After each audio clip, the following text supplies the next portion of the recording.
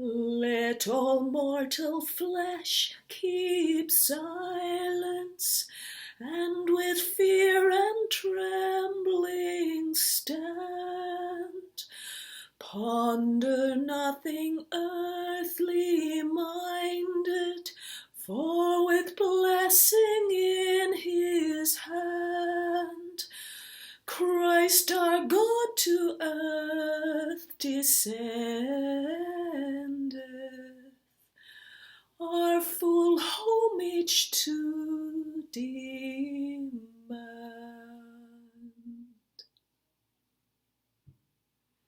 James Smith, in his book On the Road to St. Augustine, talks about the novelist Leslie Jameson, whose very vocation is to tell stories with originality in order to draw the reader in.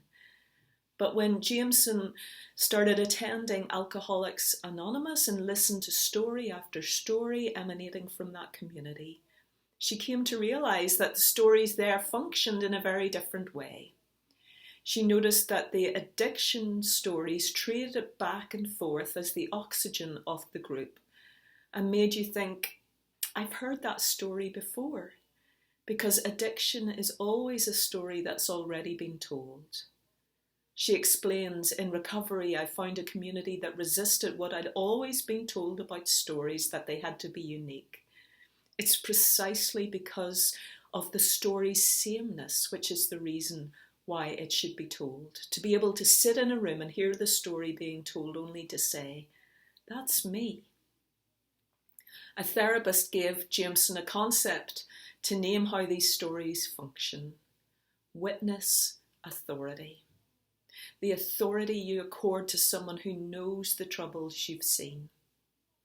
We all like to think in the West we can express ourselves uniquely, but actually, as the writer of Ecclesiastes says, there's nothing new under the sun. In Habakkuk 2, God answers Habakkuk. Habakkuk's still in the watchtower, but God gives this detailed analysis of all the individual vices of Babylon and how they contribute to the city's downfall. And as I read each of these woes, these taunt songs that contrast those who stay true to faithfulness and those who begin to slip into self-sufficient ways, each taunt song performs the function for me of witness authority. I can say, that's me. I see myself in these stories. Because you see, there's so many ways, isn't there, that this pandemic has deconstructed us. The enduring theme is how easily all our best laid plans, all our securities have been stripped away and unmasked for what they really are, the fragility of our own self-sufficient ways. And so in Habakkuk 2, a bit like Augustine's contrast between the city of God and the city of man, this chapter contrasts those who choose to live faithfully in the present world, awaiting the new world, the heavenly city, and those who are purely living to satisfy the desires of the earthly city. In this chapter, the poetry used is known as parataxis, where one image is heaped on top of the other to provide this gorged, bloated picture of the excesses of Babylon. And it forces us to slow down and consider not only how did Babylon get to this place, but how do we get to that place where we're as greedy and dissatisfied as the grave, never satisfied? Where our work is more like perfuming corpses than bringing about transformation. Well, last week we talked about the importance of seeing the character of God, all God's kindness, all his beauty being played out in a generous world. But here we're seeing a city that's been built not on virtues, but on vices, every vice that stands in opposition to God. Whenever you don't have a strong sense of self-worth, you try and find worth by accumulating things. And that's what the Babylonians were doing. They gathered up nations like tiny little fish in a dragnet, but it was never enough. And so they cheapened human life by using people instead of using things. It's the story of how to grow a city or a business mercilessly through valuing people only for the tasks they're able to complete. I know whenever I do that, it's because I don't feel worth within myself, and I project that onto others to cover up the deeper pain I have, this incessant drivenness, so that no one has time to question what's behind this all. Another of the taunt songs describes Babylon like this house that's been built up to the sky, so high it's like this eagle's nest, sitting impenetrably on top of a high city scraper so that no one can reach it or touch it. But at the same time, the nest is only for one person. No one else can enjoy this kind of security because all other people have been climbed upon in order to reach this superior position. I know whenever I feel shaky, it's easier to climb into a tower to protect myself rather than be vulnerable. The next taunt song could be a description for nearly any city in the world, whether in America or Asia or Europe, cities that have been built through bloodshed, cities that were constructed by the toil and sweat of hands that had no choice other than to build our railroads and build our skyscrapers. Governments which established their name through unjust and forced measures. But the Lord of Hosts interjects here and says those who use forced labour to fuel their wealth will only exhaust themselves and burn themselves out. It's a picture of futile labour, of beautifying a dead corpse. No amount of perfume is going to cover up this stench. And you can begin to see through all these pictures a theme emerging. Each time we see excess being poured out, it's to cover up the dreadful vacuum, the emptiness within. The next song talks about plying friends with drink in order to intoxicate them so that they can exploit their friends and expose their nakedness. This is one of the hallmark features of the lady in Babylon in Revelation 18, where she encourages others to drink her wine to make them stagger. I may not have lived this out this week, but I know that smug feeling when someone has felt humiliated and I'm secretly thankful. I'm glad it's not me. It's the kind of violence you do to the trees of Lebanon, this place once rich in natural resources, but there's this stripping away, plundering in a life of one-upmanship, where each one of us tries to tell the better story of our lives, where we evict the tiny birds from the nest in order to make greater space for our own sad lives, no thought given to preserving the life of others. The final song asks, what value are all these idols? We put all our resources into bettering ourselves, to getting up on our own feet, to accumulating knowledge and self-knowledge. But as you read one more essay or one more book, it asks, can they teach? Can our elaborate idols teach us anything? And so you see in these 5 taunt songs, they are our witness authority. I can see myself in each one. Not just in my extreme days, but in most days. The story of the city of Babylon is the story of 1,000 ways to die. Witness authority. And we need a fresh vision to pull us out of the destructive forces of Babylon. Exactly 100 years ago this week, the Irish poet W.B. Yeats looked around him and he saw similar things happening, the chaotic forces raging in the world at the time. Coming out of a devastating world war, Ireland had not yet settled its pattern for rule. The Spanish flu pandemic was raging in Ireland, and his own wife, who was heavily pregnant, had caught this virus. And out of that despair, he tried to write a vision about how we needed a second coming. Turning and turning in the widening gyre, the falcon cannot hear the falconer. Things fall apart, the centre cannot hold. Mere anarchy is loosed upon the world. The blood-dimmed tide is loosed, and everywhere the ceremony of innocence is drowned. The best lack all conviction, while the worst are full of passionate intensity. Surely some revelation is at hand. Surely the second coming is at hand. But the second coming that Yeats imagines is not able to lift the darkness. It drops again deep into the darkness and simply ends with the question, what rough beast, its hour come round at last, slouches towards Bethlehem to be born? It's true, we need a vision to keep us moving forwards. That's why at the start of this chapter, God tells Habakkuk, take your pen and write down this vision, this revelation. Make it plain so that people can run into the vision. I love that idea, a vision that's so bold and expansive with grace that people can run into the story and find their place there. The name of the Lord is a strong tower. The righteous run into it and they are saved.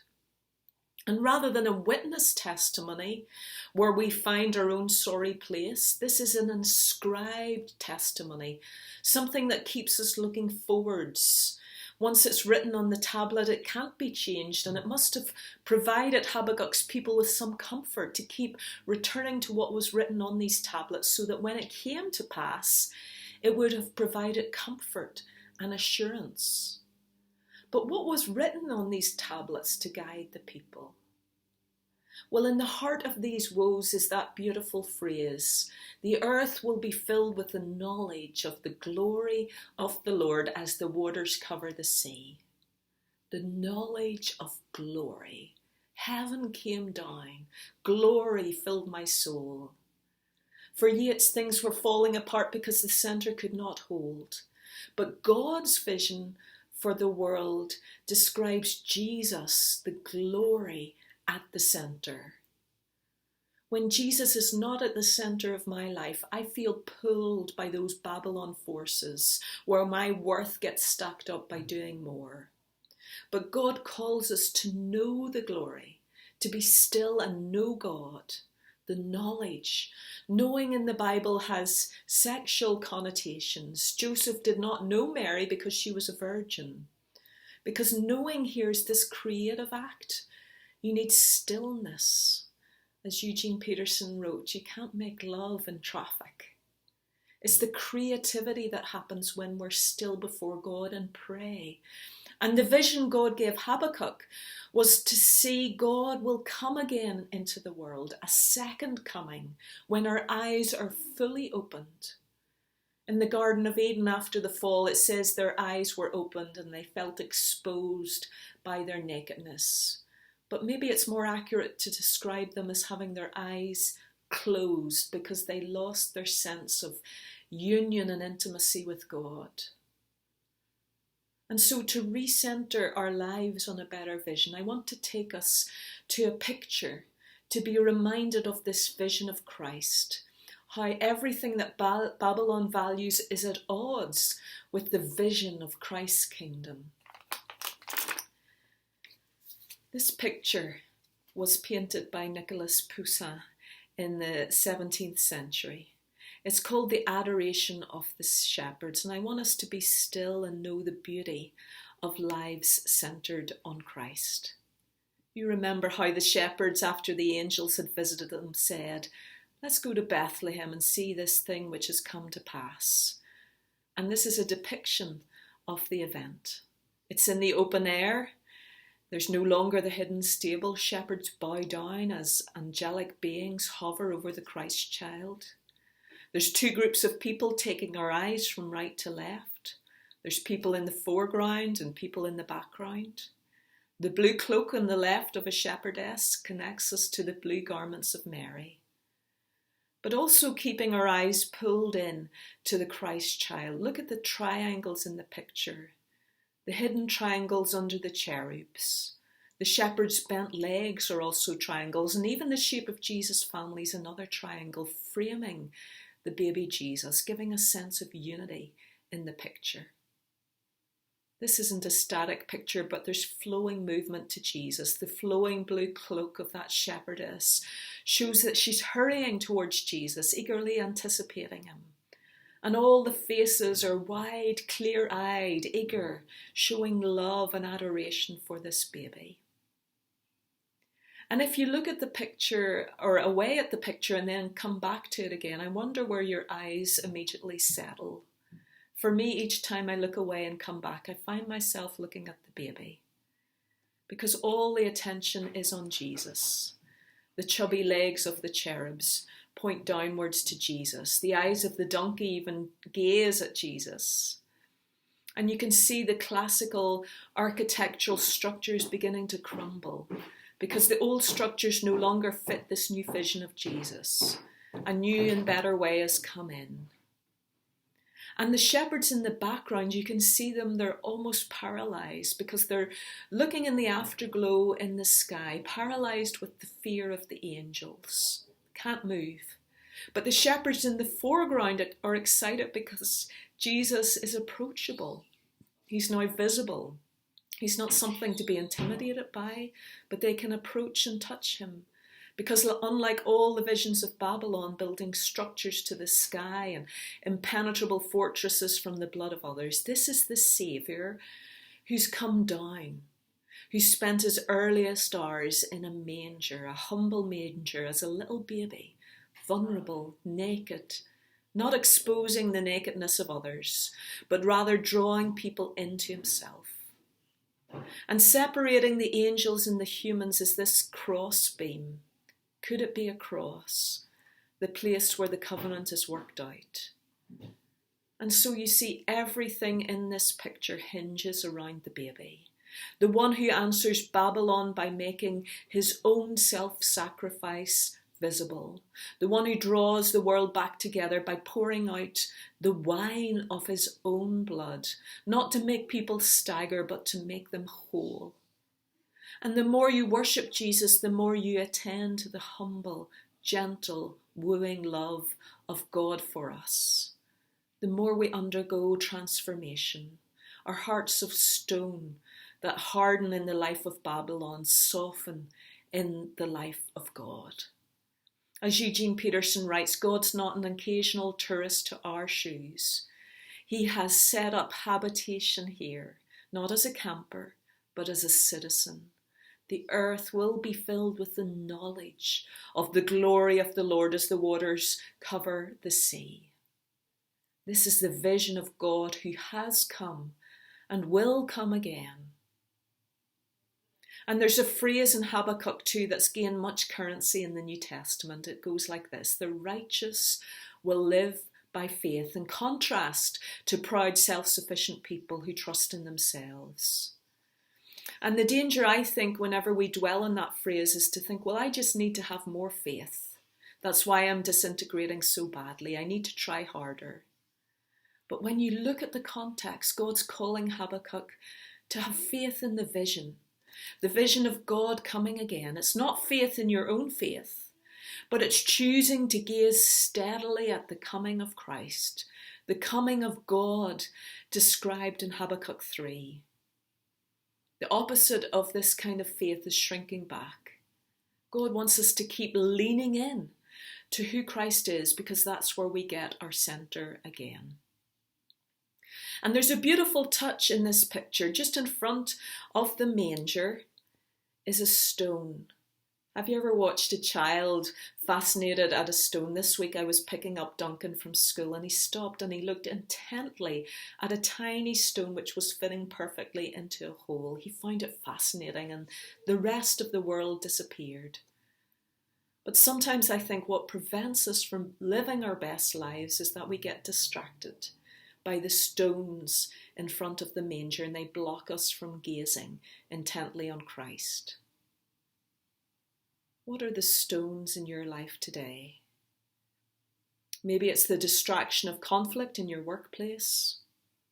Maybe it's simply your own low sense of worth, and it's tormenting you, and you're trying to fill it in the wrong ways. Maybe you feel crushed because others are trying to climb ahead of you and you feel small. God knows all these ways in which we die on the inside, and God came for us. God came and made his love visible through Christ, so that we would not just have a vision of love, but we could be touched by this vision of love. Be still and know this God. Truly know this God, the God who can give world-enriching, self-transcending surprise and pleasure. Be still and know this beautiful God.